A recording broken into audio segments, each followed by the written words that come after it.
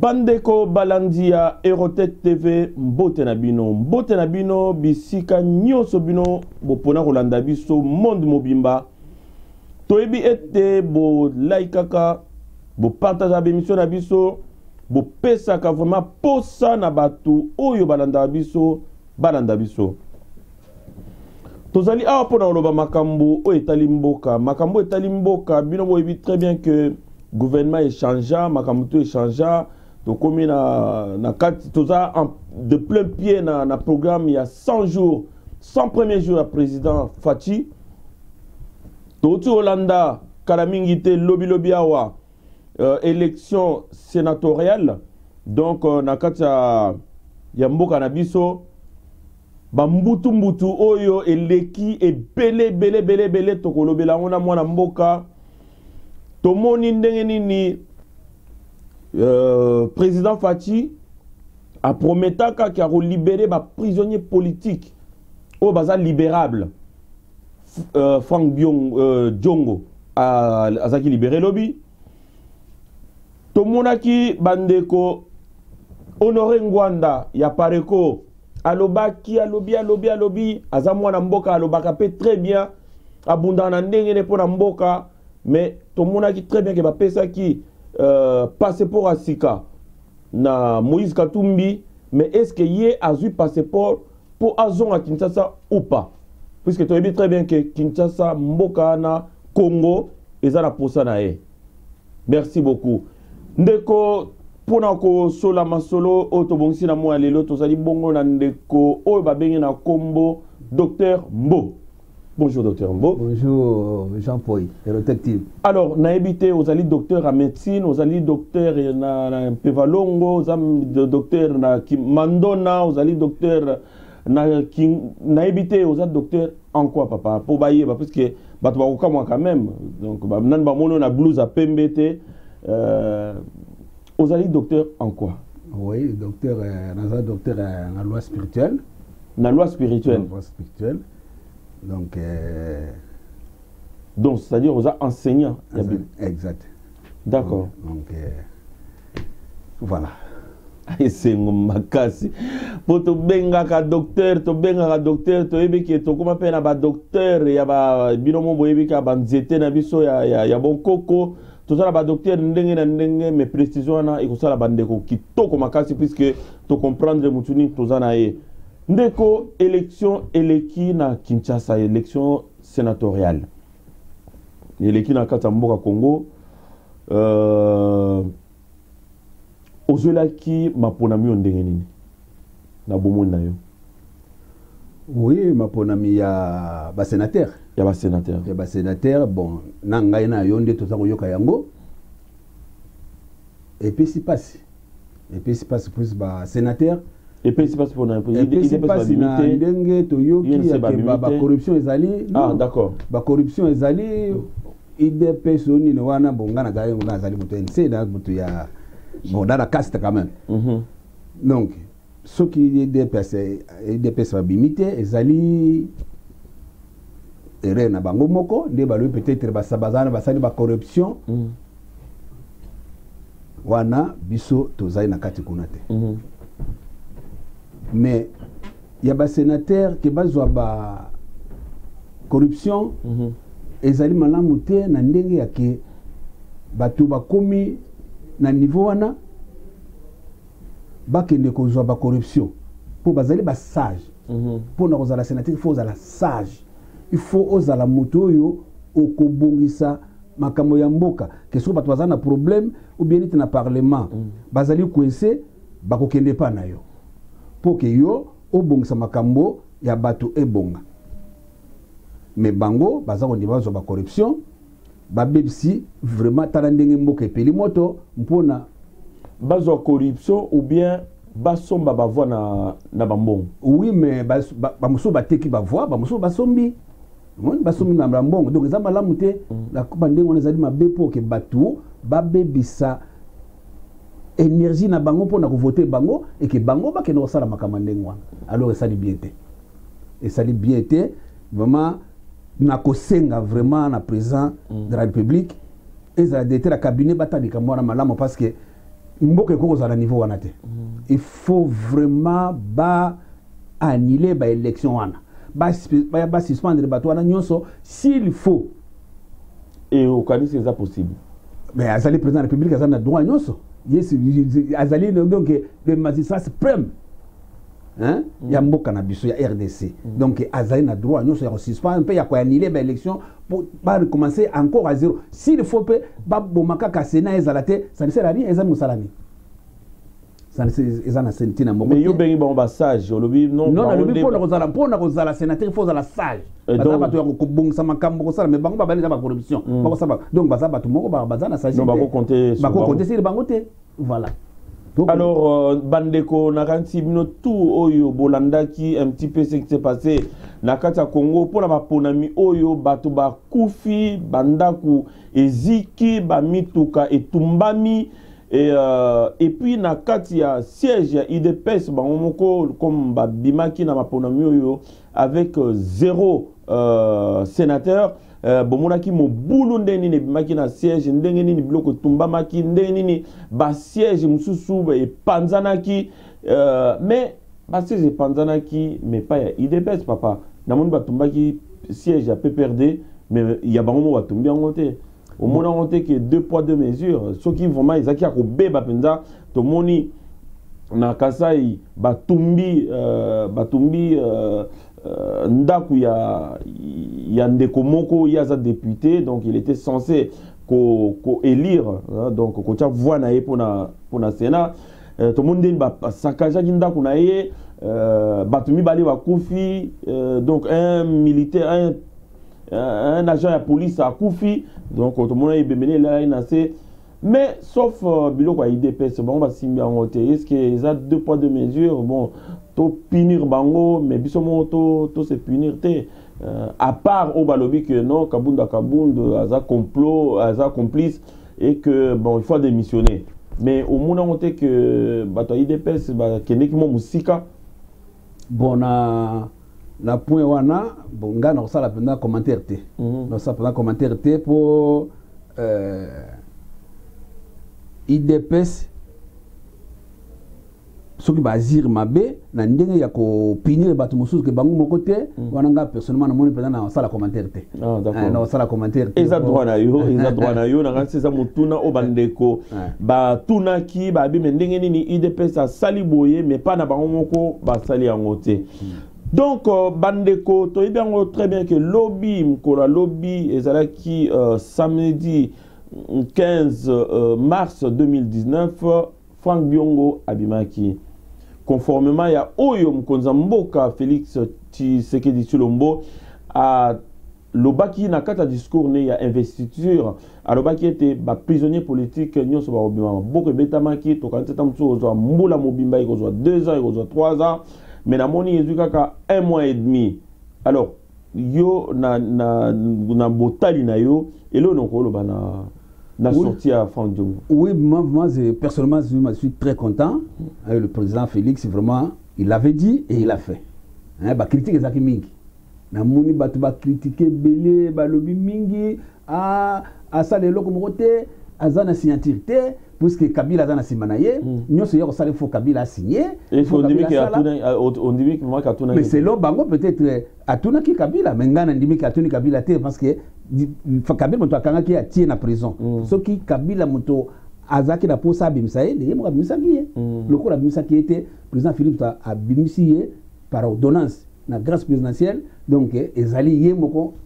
président Félix ezali Kabila té. Pour président Kabila Félix azana droit nyonso azana pouvoir nyonso ya kosala oyo ya lingi ya ndenge ya kubongisa mboka na ndenge ya constitution za kosenga na ndenge ya sala ke abebisa te mais nyonso kosala ya malamu azana droit ya kosala ngo peuple SCP donc abimisi yeye moko ezali Kabila te azali peuple na yete ata mukete abimisi yeye moko pe ezali se monene ndenge ndeko fanga yomba bimi to moni ba ndeko bayambi ye plus de 700 personnes bayambi ba tamusi ye ba sepeli na ye ezali se monene pour na kobebisa moto ndenge wana abeba na prison kendo kotala na prison makara ndeko na ndenge vraiment comment les gens sont en train de moisir na ba prison na makambo anko musuba yibi de kamote donc soki ndeko akoto yi bloc azali mutu moko ya koluka ke akobongsa mboka na biso akopesa esengo na mboka azali dirigeant monene na mboka bato baza compter na mboka et vous allez sengo ki azali banda pour continuer lit na ye ou essayer banda kala pour na kopesa esengo na kati na mboka mpe ko bongisa mboka na biso. Alors na avis na yo bon vine ko se passer neni libanda a oti obima, qu'est-ce qui va faire en premier la priorité? Non, priorité d'abord bon moni ndang na yoki ba musu bazo ko bakazaki maladie abeli mingi, il faut d'abord bon sa santé na ye ata la santé na sala ba examen ata la soki azali bien ye moko na landa ki bien lobi d'ici 7 jours azana makazana déclaration ko sala hein pour ça taper sa position na ye ndeni ko ça de toute façon azali combattant azali leader na moni azana temps pour perdre te a continuer kaka liti na ye ndenge ya bandaki yango a continuer liti na ye ko sala musala na ye ndenge ya mesani ko sala ya ko liter de façon que occupation elongwa na mboka na biso esila. Donc, si mon amour est l'autre, l'obéla occupation, mais tu es occupé par qui aujourd'hui? Mais tu es occupé par étranger, par Rwandais, par étranger, puisque tu es Kabila étranger, il y a des fois Kende, mais Kabila a tiki pouvoir, Aza, donc loin de tout ça, et donc pour nous, Mboka est libéré. Oui, Kabila a tiki Mboka, mais Ayakina Bat. Donc, il faut que Mboka est infiltré. Hein? Donc o ayaki na bango na ba poste presse nyonso minene barone bazali ba généraux bazali ba directeur ya ba société bisika nyonso ebele mpe le bike Kabila zongi non Kabila zongi te zompoy na biso bien érotique Kabila il est comme un serpent hein tu sais le serpent c'est l'animal le plus intelligent parmi tous les animaux moni hein donc azali wana bombami akosala makamoni to na pembeni mais nyoka pozoye po kangaye pozoye na kingo moni hein soko kangiye o neutraliser ye na ke na ye azali suna force te moni hein ndenge président Félix asali hein président Félix asali kamo ya malamu ne bato critiquer pourquoi négocier na Kabila asali mais pozwa muto mabe ou ennemi na yo pozoye o sala loko lingi foza pepe na ye faut za priper na so za musiko zo été au ça le côté faut za pepe na ye so za pepe na ye ndi ozuye président Félix asali musala na chef wa kabina ye Vital Kamerhe basali musala bazui pouvoir c'est-à-dire muto sali que Kabila ke na côté alongwa bango basali fort Kabila ke à côté ezali encore bazui na kingo moni bakangi Kabila na kingo muto asbakangi na kingo na sena zesu na force te si vous allez force il y a biso ba congolais mais awa aussi la majorité na Sénat au moins que force zone sur makasi non majorité na Sénat ils allaient ba corruption ils makambo ya que biso to tenir compte na ngote ils allaient il faut ba neutraliser biloko wana nyonso na président c'est-à-dire à suspendre yango à basala pour ça l'élection muso ndeye muko alingi mais pour le moment à suspendre yango a éniler ba élection na surtout comme ça et rozala malambo même ça ce qui est azali bazana ba majorité mais c'est le président qui décide de tout hein azali décide à moto nyonso o nyonso ya ko sala o nyonso ya ko linga yango wana e ko salima selon la constitution les dictatures na ndibete que président Félix rozala dictateur. Donc et là on a bien que ce qu'on kangi le président Félix a kangi azie na kingo hein azie kabia na kingo pour azali sous président ndenge président Félix a kobima akina Nairobi akia Angola akina na soki na Kenya hein azali na Macron ba so na Macron boyiba kama so azali président et puis azali mwana ko na poto lokola yo ndenge ozaliti abata pe na Vital Kamerhe la caméra yebi bango malamu aibi batape perdre nyonso malamu aibi Kabila malamu donc na limite ke bakotika ande batoko Kabila azonga na pouvoir ouvrir kozonga même ata ba sénateur bazali belete ba député bazali te mais peuple azali nana ngundi mande Kabila alobi azonga na pouvoir mutu moko ni mango azate voilà donc président Félix achakangi déjà Kabila na kingo azana ye tikele côté ya mokolo donc peuple congolais siko bazwa charge wana ya koluka ke Kabila alemba asala makambaza na ngoposa te d'ailleurs azabi ni kamosala posa te pour asala longo président et comme sikoyo tour ya président Félix. Alors ndeko na ranti sans transition toko passer na ba passeport réseau tamula na ba poto pour na batu oyo neka président le baki na discours na yeke batwana o bazali banda il faut bazonga o bazana kati na kati ya prison innocemment na kati ya bisika ya malili faut babima tomonaki mwana mboka Moïse Katumbi a récupéré passeport na ye. Tonto ba que Katumbi azali mwana mboka azali congolais.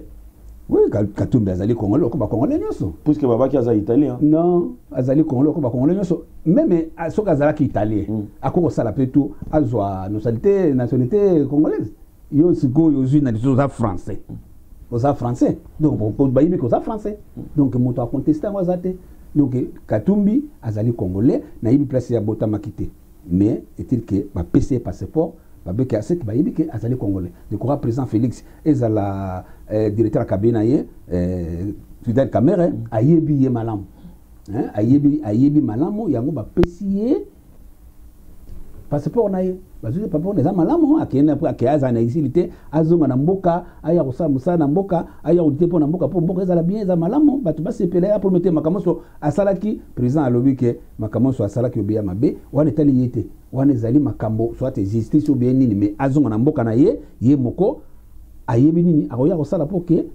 azala calme na mboka na ye. Mais azonga na libanda il y avait pas que Moïse Katumbi, il y avait aussi Honoré Ngwanda, il y a Apareko. Pourquoi bon na tant nyonso asali na poto na tant o nyonso asali ba déclaration internet asali ba déclaration ya mabena ya malamu pona lobby ya Congo ezala malamu mais yepé normalement il fallait qu'il a bénéficié na même grâce comment toyoki makamna été toyoka ya Moïse Katumbi puisque azana mbongo et que Ngwanda mbongo eza sauté ya wana tant sous ba sala attention na été. Non mais Honoré Ngwanda wana ezali problème na ye moko puisque banda même tango Kabila Mosé Ayaka agresaki baton so bazonga ya boye kozonga na ndenge na ye peut-être il sait pourquoi peut-être là de compte à rendre na mboka bon président Félix Perbi que motonyon surtout atika na exil te so kene na exil zonga mboka il a na passeport parce que aza congolais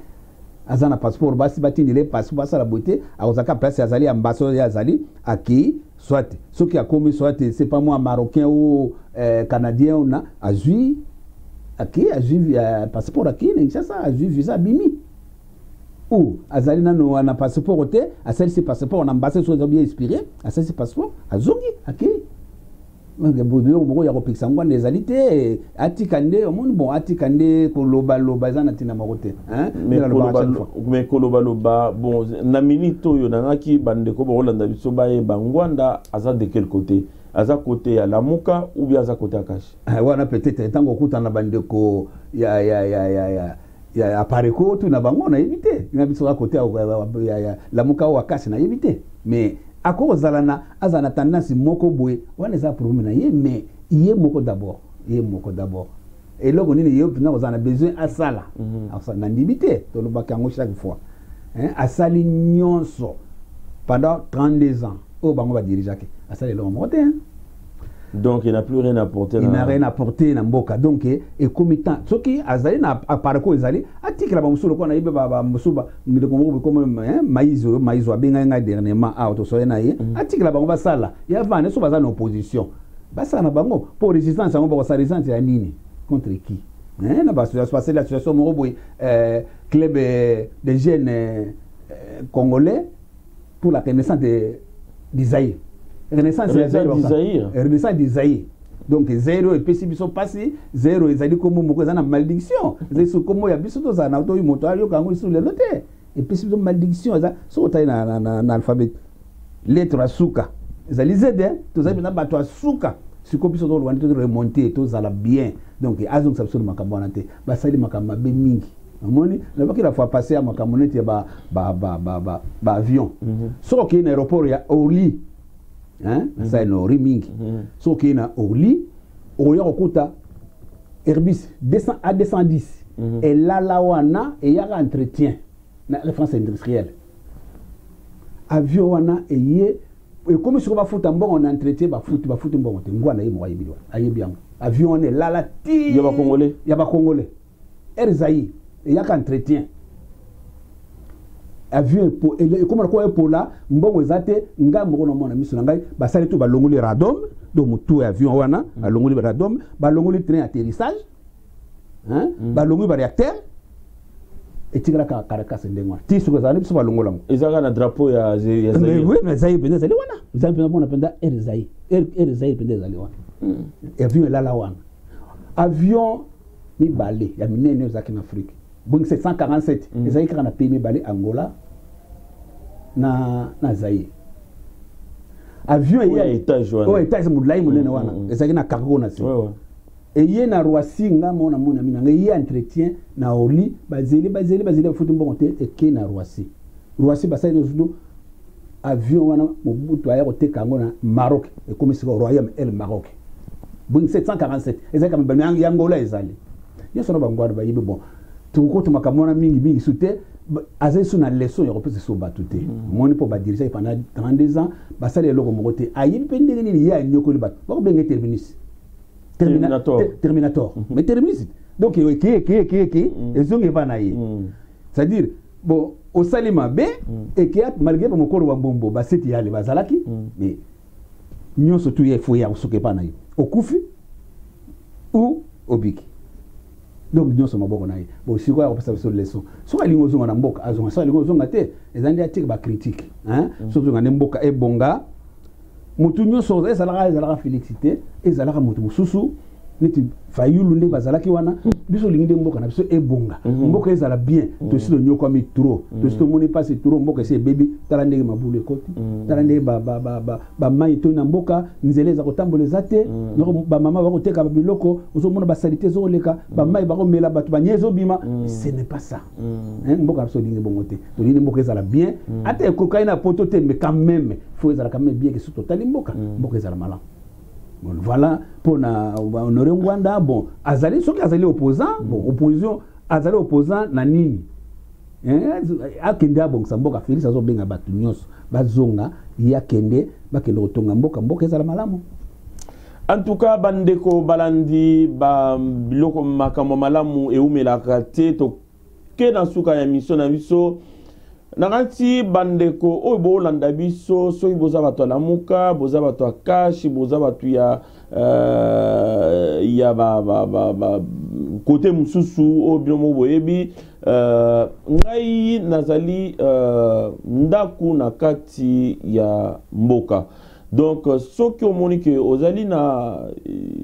likambo koloba songolo oyo ekozala bénéfique pour na bana mboka. Franchement, la porte est grandement ouverte. La porte du studio est grandement ouverte de manière à ce que on s'exprimer librement. Puisque nyonso wana oyo tozoloba awa ekendeke pe pa ya batu oyo ba dirija ba mboka oyo balingi bayoka bato libanda bazoloba nini mboka oyo na sali programme certes mais loko nini ezangaki na bakisa na kanti okozala moko ya oyo bakobakisa oyo ezangaki na kati ya discours ya président oyo ezangaki na kati ya programme ya président. Franchement la porte est grandement ouverte pour na Congolais nyonso oyo alinga lobela mboka na e. Merci beaucoup mwana mboka Papa Mbo hein? Donc voilà to komo kende vraiment na suka ya masolo na biso mais ndenge to bandaki masolo na biso ya sur la sécurité ya mboka na si mboka ya Congo ezali mboka mnene mais tozana fléau moko ezo déranger fléau wana ezali bana na biso moto boti volontairement ou involontairement consciemment ou inconsciemment o babengi kuluna papa na ngana yeba kuluna ba uti wapi bon kuluna ngana yo tozali awa moni ezelo moko na kanisi biso ana Aerotech ifuto loba makamana mingi même atana ba kozamboka ezala président de la République ezala directeur ya cabinet batala likambo wana bakuluna parce que mboka ezali mboka na biso mboka ezali mboka ya malamu et que surtout qui to vanda tranquille ozo kolala pongi bien ezala ya kobanga banga te omoni tozana kati ndako tukomi kobanga ta musuba yo kobomayo eza pasi donc il faut tozala malamu c'est-à-dire bango batala likambo wana solution ezana ngwebele c'est surtout to de gauche à droite te ba luka kande na lobaki la fois passée ba zwa ba o bazali ba mineur ba moins de 17 ans ba zui bango ba pesa bango batina bango soit na ba ba centre ba yekola soit ba maçonnerie ba plomberie ba ko rozonga pe classe ba zonga o musuba ke ne so bazana ba force ko no sa bilanga ba sala bilanga et aux alalam mon o bazali plus de 18 ou plus de 17 ans, 18 ans, il y a 25 ans. Motako qui est militaire était le bas qui a comme peut-être 28 ans, 30 ans. Avant 25 ans, facilité zali. Bazwa bango, batina bango de musala militaire. Baki no sala militaire pour zana besoin ba militaire mboka pe pour la sécurité mboka na biso. Mais zali te ke biso to zalaka bato zala ko banga na mboka na bango moko e ko sala biso malamu te. Voilà donc solution na monde eza bien ngon ba koza mboka batala likamwa malamu po tala kana na poto. Bana baza ko traîner te. Ban bazali bien sécurisé au toucher car moi na mukebo iba lobby ozana convocation même moi na yo moko boti so beti lobby ozana convocation aucun ressemble moins de bati na garde à vue mais biso na mboka na biso mboka ezala bongo mona makambo zo leka na mboka epesa mono yoki pasi na mutu moi oli ata bien ezate parce que souci eza makasi donc basala biso plaisir ya kulongola bakulu na wana mboka na biso ezala vraiment na ordre et vous allez malamu bazwa baza mikolo ba pesa bango na chef d'état major chef d'état major azwa charge na bango de façon que bazwa malamu o bazali bana mike moins de 17 ans bazwa bango batinda bango bakende na ba centre na ministère ya éducation pour ba pesa bango éducation ya bien pour no bongisa mboka na biso pour mboka e ko continuer de wana te za vraiment passer za malamu te. Voilà, Bandeko Balandi, ezalaki bongo liloba suka ya Dr Mbo. En tout cas, naranti soki vraiment zana likamba ya suka ya kobakisa, mais très rapidement pour masoro na biso esuki. Kamuso lo bezati ezali kala pesi ba kozamboka mbote, satumba na peso mbote na Kinshasa. Bishop Chatumba zala avocat na biso kuna papa mama Denise mama Mida tolingi bino mingi tokozela bino mama ya Denise na mama Mida na cercle ya aérotective boya to sepela to yamba bino bien mingi ezalité to komi mbala suka vraiment merci mingi na Jean Poyi aérotective pe na aérotective na kati ya Kinshasa na pesi bango nyusto mbote ba continuer ka kokoba pour Erosa Malam Obisinyo Sotoye, Torosala Karande, Moko Lokola Netozana, Erotec à Erosa Malam. Merci beaucoup, Biloban de Kobalandi, et à très bientôt sur Erotec TV. Bye bye.